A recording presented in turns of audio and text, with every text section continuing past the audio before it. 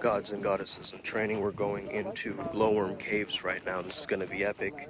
And something that's coming up as a topic is being centered when the world is in chaos. One way of being centered is allowing all your energy to emanate in your heart space or your solar plexus area. Because then you bring the energy, the excess energy, from up in the head all the way down to the center of your beingness. Look where I'm at right now.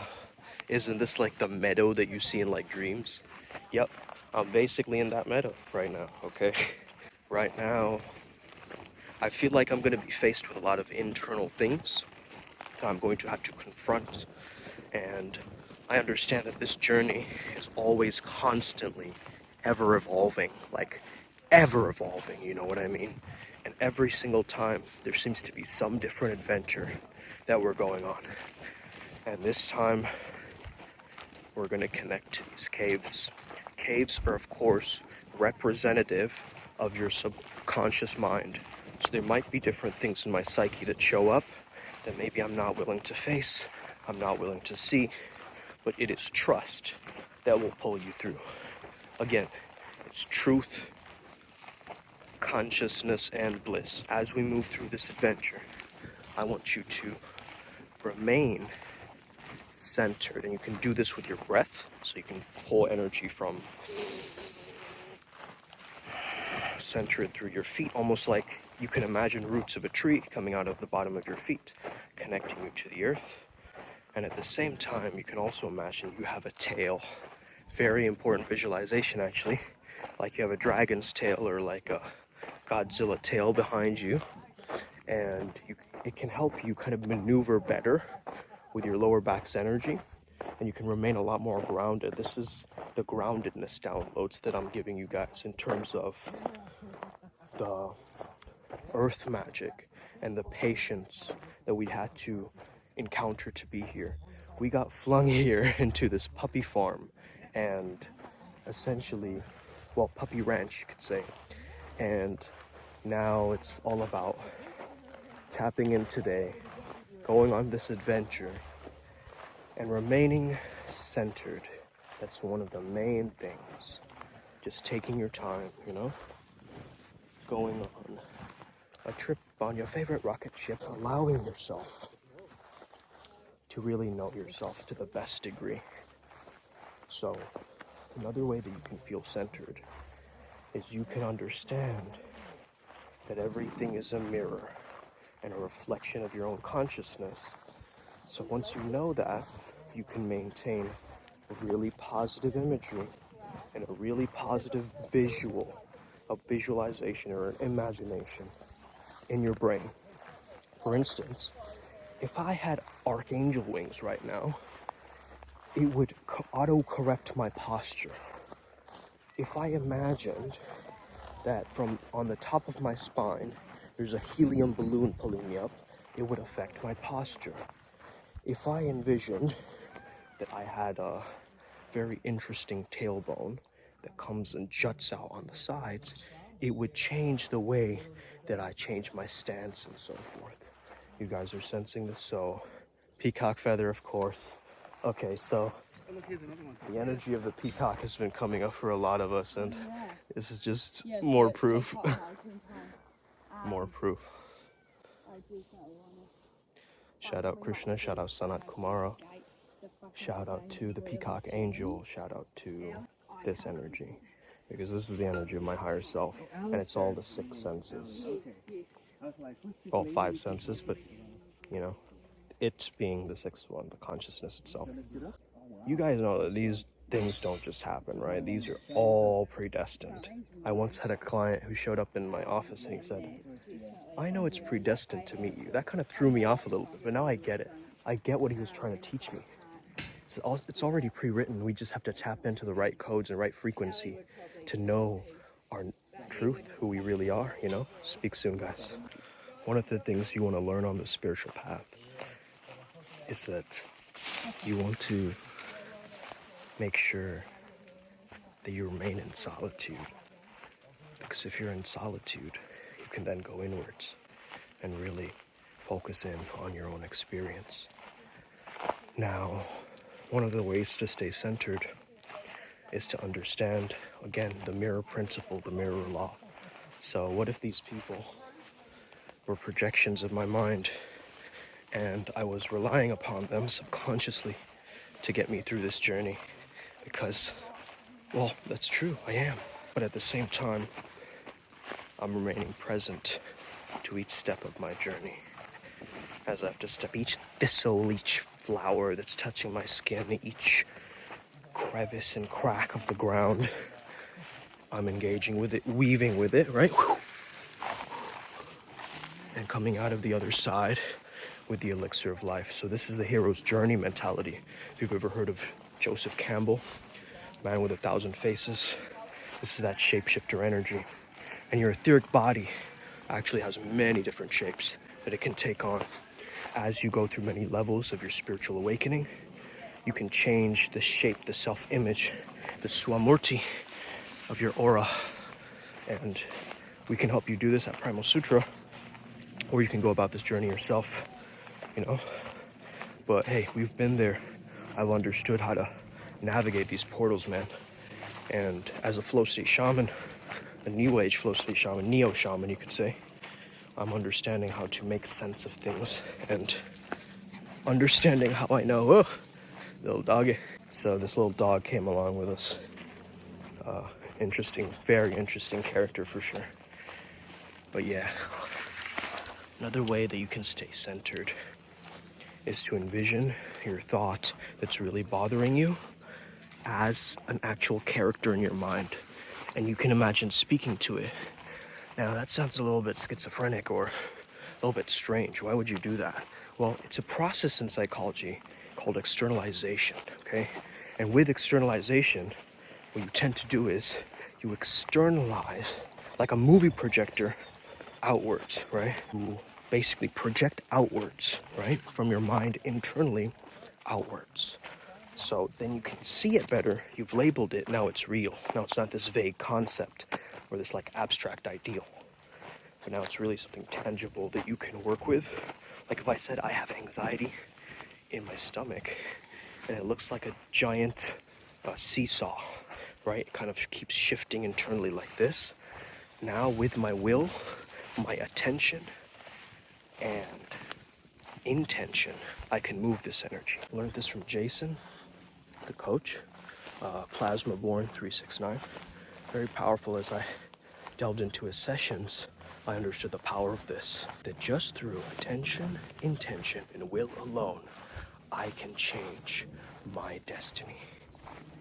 It's incredible to think like this and understand things like this, because this is really what the journey is about, is being able to use the masculine will to move forward, having your intention and attention on something, thus making the energy grow and expand there, right? You know when you say whatever resists persists? So if you have this weird thing in the back of your mind and you keep pushing it away, but then it keeps coming back, this is because you haven't integrated or accepted whatever has happened. And it could be as minor major trauma or something like this, but it can also be very, very micro flow adjustments that you make throughout your journey. All right, tap in soon, guys. We're headed to the caves. Up here, guys, with Pete, the Reiki master. Pete, how do you personally stay centered? What's your favorite way to stay centered? Yeah, exactly what happened. It's really simple, eh? Like literally just focus on connection and take a deep breath. Just breathe into it, you know? Just So that's another spot we're going to develop. the breath is such a natural process, and it's one of the few processes that's both automated and controlled. So if you don't pay attention, your body will breathe automatically, but you can take over it, right? You can't take over your heartbeat. You can't take over your blood flow. You know, your body doesn't automatically speak, right? So there's this difference between what's automated and what's in your control, but the breath is both. So you can choose to use it and then let it flow, and it automatically follows into that process and brings you to connectedness. That's amazing. So another way that I personally stay centered is to hum and kind of tune that hum to the right level of the hum. So it could be very low volume, high pitch, low pitch, but just finding the right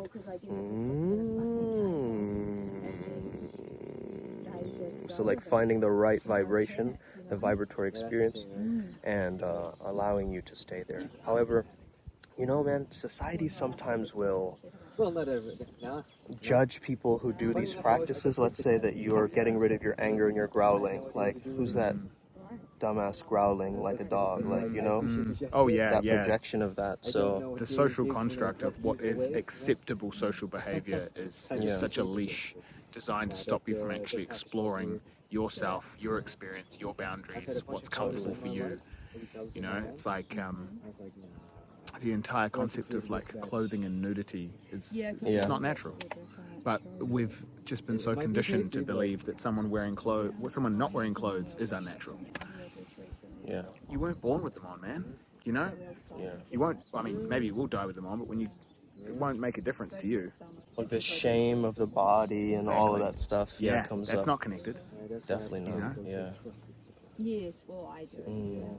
But so many little things that are there to just keep you in a certain limited focus versus being able to expand and look outwards to see things, because Yeah, you can't be centered if someone else has your center. correct, yes, Yeah. and the less awareness you have, the less likely you are to find connectedness, because that's the ultimate goal, is to prevent you from finding connectedness. Right. Yeah, Pete, you were saying something about returning back to consciousness again. Like that understanding of helping others to return back to that source will auto-correct the process for them. Totally, because when you find that level of connectedness, and obviously there's levels to it, right? It's not just like, oh, I got connected, it's done. Right. But as you find that place, it's like it resonates so strongly within you that you want to go back there, and you'll seek out ways to replicate that experience. And the trap is that you're not replicating it; you are creating a new version of it. So you're not trying to find the same connectedness; you're trying to find the connectedness of the moment. Bird, right there, flew out and just hovered in the spot. Yeah. It's that moment of connectedness, right? And not looking for the next bird. I'm just noticing what's in the moment and being, oh yeah, that's a nature connectedness right there, and letting that flow. And as that becomes your vibration, people around you start to go, man, there's something about this person. Yeah. And then it creates a flow-on effect where they want to find that level of connectedness. Right. There's like this theater exercise I'm reminded of where you just speak what's on your mind in the present moment. Oh, my neck is itching a little bit, and now I feel like yawning, and now, you know. Now I notice that my voice sounds funny talking about it, and I wonder why I'm complaining about my neck. Right. Totally. Yeah. It's such a good practice, just staying mindful and whatever's coming up. Yeah. Because then you notice the little resistances and the vocal inflections and all that kind of stuff. So true, you know. I'm just looking at all this bush here in front of us and just seeing what jumps out to me. Yeah, check it out. Don't take action. Amazing. It's just incredible. All right, we're about to head into the caves right now. Ryan G, what is your way that you center yourself? Sit on my ass. Never mind, guys. We'll continue the video. Ryan answer. Oh, man. Wow, guys. Unbelievable right now. Barefoot. This is us connecting to earth magic. Amazing. Check it out. This is again a stalactite or limestone. We're right now in the cave, so it's pretty amazing. Wow.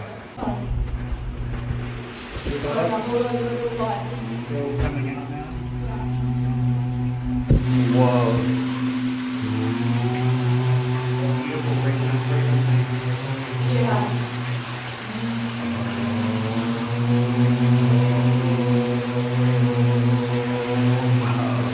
Center yourself through humming. I told you guys.